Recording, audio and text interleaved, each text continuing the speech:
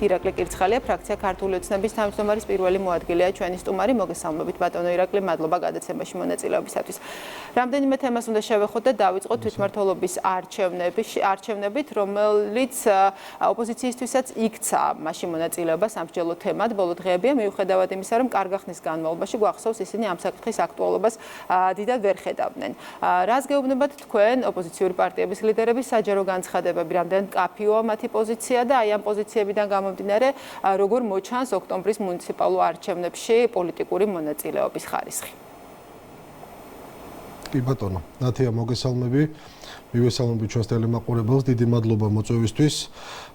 კი ბატონო, ხედავთ ეხლა უკვე ესე ვთქვათ, შეცვლილი რიტორიკის ახალ სტარტს, უბრალოდ სტარტს შეცვლილი რიტორიკისა, განსაკუთრებით ბატონი გახარიას განცხადების შემდეგ. ნათია, ჩვენ არაერთხელ გვითქვამს საზოგადოებისთვის, რომ ესენი არ წარმოადგენენ თავიანთ თავს.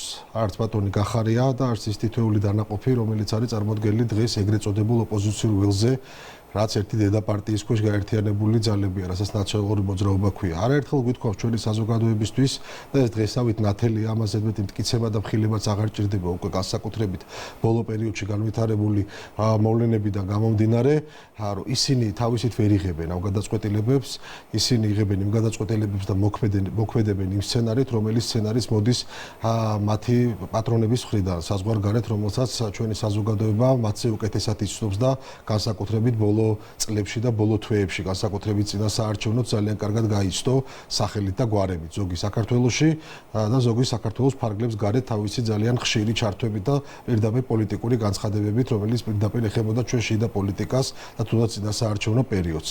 ეს ერთი.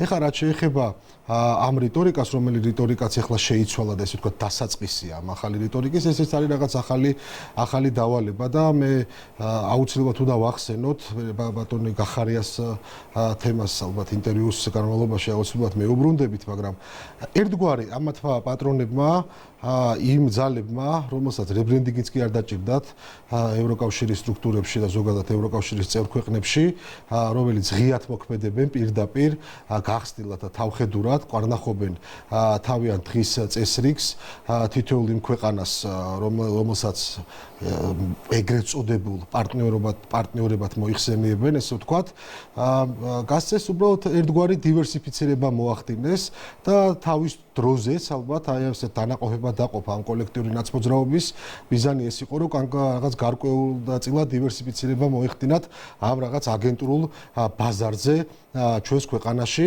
რომელსაც ესე ვთქვათ ძალიან ათლად და მკაფიოდ ასრულებენ ის ფიგურები და მოლაპარაკე თავები, ეგრეთ წოდებული პოლიტიკოსები, რომლებიც გვევლინებიან დღეს კოლექტიური ნაცმოძრაობის ფონზე. გინდა სალომე ზურაბიშვილი, გინდა გახარია, გინდა ნაცმოძრაობა, გინდა მელი, არა აქვს მნიშვნელობა, გინდა გვარამია ამ სახელს და გვარებს, მათ ერთი სახელი და გვარი აქვს და ამას ქვია ნაციონალური მოძრაობა. ასე რომ ეხლა დააწინაურეს გახარია, თქვენ კარგად იცით, მათ მანდატებზეც არ აქვს თუ არის ნათქვამი. ეს ყველაფერი არის დავალება და იმ დივერსიფიცირების, ესე ვთქვათ, სტრატეგიული გეგმა მათი ჭკუით, რასაც ახორციელებენ, ხო აქ. ასე რომ შევხედოთ და ერთი ყველაზე მთავარი, რაც მინდა ვთქვა ამ კითხვის ბოლოს, რომ არ აქვს მნიშვნელობა და ჩემი პოზიცია, პირადად ჩემი პოზიცია და დარწმუნებული არ მხოლოდ ჩემი არის ის, რომ რაც უფრო ნაკლები აგენტი იქნება წარმოდგენილი და აგენტურული დანაყოფი ქართულ პოლიტიკურ სივრცეში და ველში, მით უკეთესი ჩვენი ქვეყნისთვის და პოლიტიკური ჯანსაღი ველისთვის, ხო?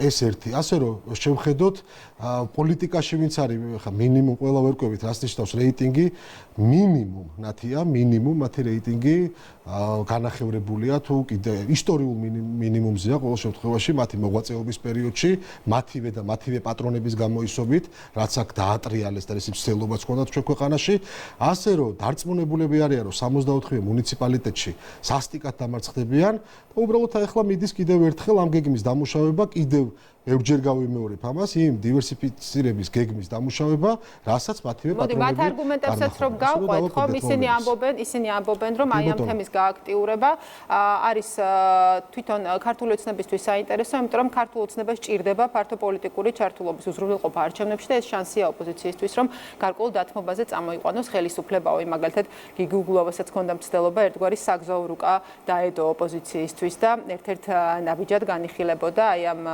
მის იდეებს შორის პლებისციტის იდეაც. ანუ ამ თემის გაშლის და დისკუსიის მცდელობა თავად ოპოზიციურ პარტიებს შორის თქვენ ამას ხედავთ როგორც ერთგვარი გამოსავლის ძიების მცდელობას ოპოზიციის მხრიდან. ანუ ამ დისკუსიის გაშლის მცდელობა მათი მხრიდან შეესაბამება თქვენს მტკიცებას, რომ მათ შესაბამის დავალება აქვთ მიღებული?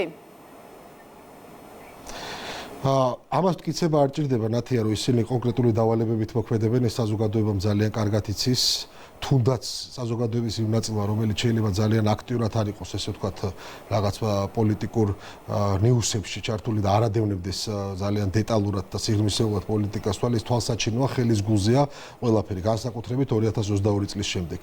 მერე შემდეგ თქვენი კითხვის შუა ნაწილში ბატონი გიგი უგულავა ახსენეთ და თულა თავ შევიკავე ხა ბატონი გიგი უგულავას რაღაც სტრატეგიული გამონათქვამებისგან და რაღაც გეგმების კომენტირებისგან თავს მათ თავიანთი დღის წესრიგი აქვთ. ხო, რაც შეეხება ოცნება, ქართულ ოცნებას, კიდევ ერთხელ ჩემს წინა პასუხში დავაფიქსირო პირადად ჩემთვის და დარწმუნებული ვარ არა მხოლოდ ჩემთვის, დარწმუნებული ვარ ჩემი გუნდისთვის, საზოგადოების უდიდესი ნაწილისთვის, მნიშვნელოვანია რომ რაც უფრო ნაკლებად იქნებია წარმოდგენილი, მით უკეთესი ჩვენი პოლიტიკური სივრცისის. გადაწყვეტენ მათივე პატრონები, რომ მიაღებინონ მონაწილეობა კიდევ ერთხელ უკვე სრულ განადგურებას მიიღებენ და დაინახავენ სრულ გამანადგურებელ შედეგს, მეათე საიუბილეო დამარცხება იქნება და როგორც საზოგადოება გასცემს პირველ რიგში პასუხს, ესე ვთქვათ, მათ უკვე ბოლო წლინახევრის მოღვაწეობას, რო არაფერი ვთქვათ 2022 წლის შემდეგ დამერწმუნეთ ჩვენ მაქსიმალურად, ესე ვთქვათ, ჩვენი მხრიდან სრულიად მომზადებულები ვეცდებით, რომ ეს ყველაფერი თავარი და დიდი ესე ვთქვათ, დიდი საკითხისთვის ვემზადებით და ის დავა საკონსტიტუციო სასამართლოსთვის, დამერწმუნეთ, რომ ეს შემდეგ სამართლებრივი კუთხით მივიყვათ ამ ყველაფერს. კარგი, მოდი გავყვეთ ახლა მიმდინარე კვირის მთავარ თემებს. თქვენ ამბობთ, რომ გარედან მიღებული დირექტივის მიხედვით იმოქმედებს ოპოზიცია არჩევნებთან დაკავშირებით და ასევე გარედან მიღებული დავალების შედეგად მიიჩნევთ გახარიას მისვლას პარლამენტში, ხომ? რამდენიმე საკითხი, რამაც წამოიწია ამ ხანგრძლივი სხდომის შემდეგ, კვლავ არის უკვე მე რამდენი დღეა პოლიტიკური შეფასებების მთავარი თემა, მათ შორის ის თუ ვინ იმყოფებოდა მაშინდელი შინაგან საქმეთა მინისტრის გვერდით 20 ივნისის ღამეს პარლამენტში. აი რა დასკვნები გამომდინარეობს იქიდან, თუ ვინ იმყოფებოდა იქ გიორგი გახარიას გვერდით მაშინ და რა მიზეზით თუ მიზნით? კი ბატონო, დიდი მადლობა, ძალიან საინტერესო კითხვა და მართლაც აქტუალური. რამოდენიმე წუთში შევეცდები რომ ჩავეტიო, იმიტომ რომ აქ ძალიან ცლად შეიძლება საუბარი ბატონ გახარიასთან მიმართებით, ამ ერთ-ერთ ნაწილთან მიმართებით, თავის პოლიტიკური პარტიით. ხო, რაც შეეხება საგამოძიებო კომისიის მინდა ხაზგასმით აღვნიშნო ის გაფართოებული მანდატი, ნათია, რომელიც ორი სესიის რამოდენიმე კვირის წინ ესე ვთქვათ განხორციელდა. ესე ვთქვათ პირდაპირ ჩვენება და აღიარება იმისა, რასაც ჩვენ ამდენი ხანი ვამხელდით ბატონ გახარიასთან მიმართებაში და კონკრეტულად ახლა ბატონ გახარიაზე ვისაუბრებთ და მის პარტიაზე, ეს იყო აი ამ მთელი ხილებების რიგის აღიარებითი ჩვენება პირდაპირ ეთერში ყველა ეპიზოდს, აბსოლუტურად, რაც საზოგადოებამ იქ მოვისმინეთ და ხაზგასმინდა თქვა, ეს იყო პირველი და ყველაზე მთავარი შედეგი იმ გაფართოებული მანდატისა, რომელიც 2012 წლიდან დღემდე, ესე ვთქვათ, პერიოდსაც მოიცავს და არ არის ჩაკეტილი მხოლოდ 2012 წლიდან, პირველი მთავარი ხილება და პირველი მთავარი შედეგი. რა მოვისმენთ ჩვენ ხო საგამოძიებო კომისიას 20 ივნისი ერთ-ერთი ყველაზე მთავარი საკითხი და საკვანძო საკითხი, სადაც ყველაფერი მიუთითებს, ესე ვთქვათ, მის დამოკიდებულებაზე და მის, ესე ვთქვათ, აგენტურულ სულისკვეთებაზე და პირდაპირ დავალებების შესრულებაზე. ხო, 20 ივნისამდე სანამ გავიხსენოთ, ხო, წინამორბედ იქ ძალიან მნიშვნელოვანი ჩორჩანას საკითხი არის, ხო? იმ მოღალატეობრივი, ესე ვთქვათ, ქმედების გაგრძელება, რაც 2007 წლის მაისის გადაწყვეტილება ახსოვს კარგად ჩვენ საზოგადოებას და შემდეგ როგორ დასრულდა ეგრეთ წოდებული საზღვრების შემოხაზვით. შემდეგ კომისიაზე მისი ერთ წუთში გადათქმული, ესე ვთქვათ, პასუხი, როდესაც მაგალითად დაასახელა მიზეზად გატაცება, როგორც კი მიიღო პასუხი ერთ წუთში გადათქვა. საცოდავი სანახავი იყო ეს ყველაფერი, ამას თავი დავანებო და მართლა ღმერთმა დაგვიფარა, რომ სამხედრო ესკალაციამდე არ მივედით, ხო? ეს ხო კარგად ჩაფიქრებული გეგმა იყო. ბანკიში დაგეგმილი სპეცოპერაცია, ყველამ კარგად ვნახეთ, როგორ იყო ეს დაგეგმილი და როგორ წარმოჩიდნენ პოლიციელები, ხო, ამ კუთხით. რომელი ერთი გავიხსენო, ღამის კლუბებში შევარდნა ახალგაზრდებთან, როგორი დამოკიდებულება იყო და შემდეგ ბოდიშის მოხდა და თავარი 20 ივნისი როდესაც საზოგადოებამ კომისიის ესე თქო სრულობისას გაახსენებინეს მას ყველა დეტალი. და აი ეს ყველაფერი, როდესაც შინაგან საქმეთა მინისტრს ახლავს ქალბატონი ლომჯარია და ლომჯარიას წარსული ყველასთვის კარგად ცნობილია, აწმყო გაცხადებული და ცნობილია და მისი მომავალიც გაცხადებული და ცნობილია ჩვენი საზოგადოებისთვის, ხო? და პოლიტიკურ სივრცეში ყველასთვის, ხო, ვინც არის. ეს ადამიანი ზუსტად ლოგიკური ჯაჭვია და ბმა არის, ხო? იქ დიპლომატიური კორპუსის წარმომადგენელი და როდის, რა დროს საკანონმდებლო ორგანოს შენობაში დადის შინაგან საქმეთა მინისტრთან ერთად. დარწმუნებული ვართ და არ მხოლოდ მე, არამედ საზოგადოებაც, რომ ის კარგად ესე ვთქვათ, ჩაფიქრებული ბინზური და ბოროტი გეგმა, რომელიც ერთ-ერთ აგენტს უნდა აღესრულებინა და ესე ვთქვათ, სახელისუფლებო და აღმასრულებელი რგოლიდან, ალბათ ალბათ არა დარწმუნებით ერთ-ერთი ამ დავალების გამტარი და ალბათ დეტალების, ესე ვთქვათ, ამ შემდეგ დეტალების მიმწოდებელი ლომჯარია გვერდზე ედგა, ბატონ გახარიას. ეს არის აქედან, ეს დასკვნა შეიძლება გამოიტანოს ადამიანმა. სხვა რა დასკვნა უნდა გამოიტანოთ, ხო, ამ ყველაფრიდან. ეს ხო ყველაფერი ლოგიკური ჯაჭვია. ამის შემდეგ მე უკვე პრემიერ-მინისტრობის დროს მისი გადადგომის ეპიზოდი გავიხსენოთ, ხო? ძლივს ათქმევინეს. ჯერ ერთი ელჩის სახელი, ესეც სკანდალური განცხადება იყო და ზოგადად დიპლომატიურ კორპუსთან შეხვედრა, ხო? უხილავ ხელზე საუბრობდა. ვინ თუ არა უხილავი ხელი, თვითონვე გაიშიფრა ვინ არის ეს უხილავი ხელი, ხო?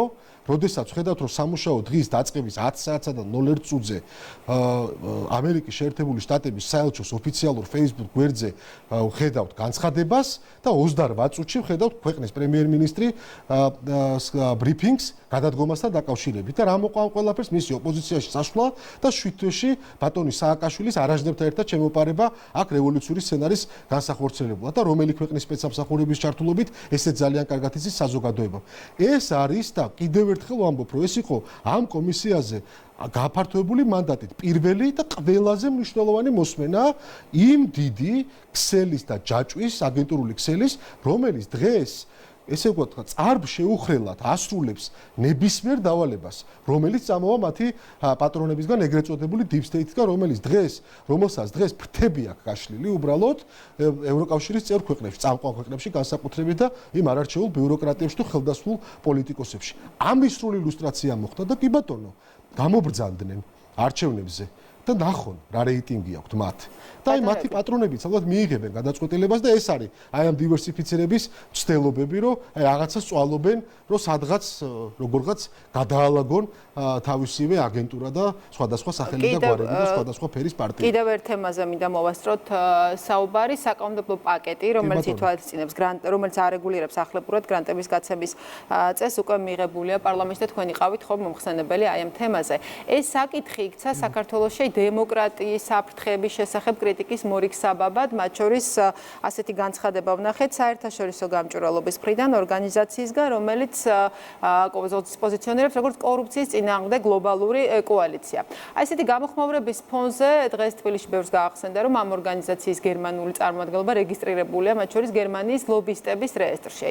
რა მიზანი შეიძლება ჰქონდეს ორგანიზაციის მხრიდან მსგავს განცხადებას ამ კანონთან მიმართებით? ეს არის ქართული არასამთავრობოების დაცვის მცდელობა თუ დავუშვათ საერთაშორისო ასპარეზზე კიდევ ერთი თემის გააქტიურება და აწევა საქართველოსზე, თუ შეიძლება ასე დავარქვათ. ხო, ღიმილის მომგვრელია ეს ყველაფერს გამჭვირვალეობაზე ვსაუბრობთ, ეს ის ორგანიზაციები არიან, ვინც გამჭვირვალეობის კანონს ეწინააღმდეგებოდნენ და გახსოვთ თუ რეალურად რა დაატრიალეთ ჩვენ ქვეყანაში. ჩვენ ხო თანხმდებით. საზოგადოების უდიდესი ნაწილი თანხმდება, რომ აქ არანაირი არასამთავრობო ორგანიზაციები არ მოღვაწეობდნენ აი ამ ეგრეთ წოდებული მდიდარი NGO-ების სახით, კოლექტიურ ლომჯარიებს და კოლექტიურ გიგაურებს გულისხმობ აქ და მათ ესე ვთქვათ, მათ ქვეშ დაქვემდებარებულ იმ 100 თუ 120 NGO-მდე, რომელიც არ დარეგისტრირდა გამჭვირვალეობის კანონში, ნახეთ 480 დარეგისტრირდა და რო შეადაროთ თანაფარდობა მხოლოდ ბიუჯეტის, სადღაც 90%-ზე მეტი ბიუჯეტი არის სწორედ იმ ორგანიზაციების, ესე იგი შემოსული თანხები, ასობით მილიონი, რომელიც ჩვენი ქვეყნის წინააღმდეგ იხარჯებოდა, არის ამ ორგანიზაციების ხვედრითი წილი. ბიუჯეტურ ჭრილში რო განვიხილოთ, ხო, მხოლოდ და მხოლოდ ისინი არ არიან რეესტში დარეგისტრირებული. ეხა ესეთი არასამთავრობო ორგანიზაციები, რომელიც გერმანიაში, აი თქვენ ახსენეთ გერმანიაში დაფუძნებული. მათ ხო სახე საერთოდ დაკარგეს საერთაშორისო ასპარეზზე, ხო? საერთოდ დაკარგეს. აგახსენეთ სკანდალს ევროკომისიაზე, ხო? ევროკომისიის სკანდალს, სადაც მხოლოდ 30% გახდა ცნობილი იმ თანხებისა და იმ არასამთავრობო ორგანიზაციების, სადაც მილიარდობით, ბოლო 2-3 წლის ჭრილში მილიარდობით დოლარი იხარჯებოდა სხვადასხვა რეგიონში შეფუთული რაღაც კლიმატის დაცვის რაღაცა კუთხით ღონისძიებებისთვის გამოყოფილი მილიარდობით ახლა წლების განმავლობაში იხარჯებოდა აბსოლუტურად სხვა მიზნებით. ხო, იგივე ხდებოდა აქაც ჩვენთან. დავანებოთ USAID სკანდალს, ხო? იმიტომ შევეხა ევროკავშირიდან მოდის და ევროკავშირი ახსენეთ და გერმანია ახსენეთ, ხო? ეს არის მათი სახე და ამათი სრული ილუსტრაცია მოხდა არა მხოლოდ ჩვენს ქვეყანაში, არამედ მთელ მსოფლიოში. როგორ შეიძლება მათი მხრიდან ნებისმიერი გაკეთებული განცხადება იყოს ობიექტური ან რაღაც სტანდარტთან მიახლოვებული. ხო, ეხლა რაც შეეხება იმ კანონებს, იმ პაკეტს, რომელიც მივიღეთ, ხო? გავმეორდები, არაერთხელ ჟურნალისტებთან ყველგან სადაც შეგვიძლია გაცხადებული კურსი გვაქვს ნათია ჩვენ და ჩვენ ამისთვის დაგვიჭირა მხარი საზოგადოების უმრავლესობა ჩვენ ქვეყანაში, რომ ჩვენ მაქსიმალურად დავიცვათ ჩვენი ქვეყნის დამოუკიდებლობა, ჩვენი ქვეყნის სუვერენიტეტი უცხო ძალების შარევისგან. და რომელ ძალებზე გვაქვს ხო საუბარი? ძალებზე, რომლებიც პირდაპირ განსაკუთრებით 22 წლიდან არა მხოლოდ პირდაპირ არყევენ ჩვენ სახელმწიფოებრიობას, ძირს უთხრიან ჩვენ სუვერენიტეტს და ყველაფერს აკეთებენ, რომ რევოლუციური სცენარი, 4 რევოლუციური სცენარი გვაქვს მოგერიებული 2012 წლის შემდეგ, ხო? და არ ჩერდება ეს მცდელობა და რა იყო? ასობით მილიონი დოლარის და ევროს შემოდინება. აი ამ უსამშობლოების გავლით პოლიტიკოსები გინდათ ეგრეთ წოდებული თუ ეგრეთ წოდებული არასამთავრობო ორგანიზაციის წარმომადგენლები არყევენ ჩვენ ქვეყანას. ჩვენი ვალია და ნები ჩვენ წარმოვადგეთ, ბოდის ვიხდი ერთი წუთი დავასრულებ, ჩვენ წარმოვადგეთ ღირსეული ქვეყნის და თავმოყარე ქვეყნის თავმოყარე ხელისუფლებას. და დიახ, ამაყი ვარ, რომ დღეს დამოუკიდებელი და უახლესი საქართველოს ისტორიაში ჩვენ ვართ დამოუკიდებლები ისე, როგორც არასდროს და ყველაფერს გავაკეთებთ. ყველაფერს ეს იქნება საკანონმდებლო კუთხით, აღმასრულებელი კუთხით, რომ მაქსიმალური პრევენცია მოვახდინოთ იმ ბინძური ძალების ჩარევის ჩვენ შიდა პოლიტიკაში. დიდი მადლობა. ეს კანონის პროექტების პაკეტი. დიდი მადლობა ირაკლი კირცხალია, ფრაქცია ქართული ოცნების თავმჯდომარის პირველი მოადგილე გახდათ ჩვენი სტუმარი.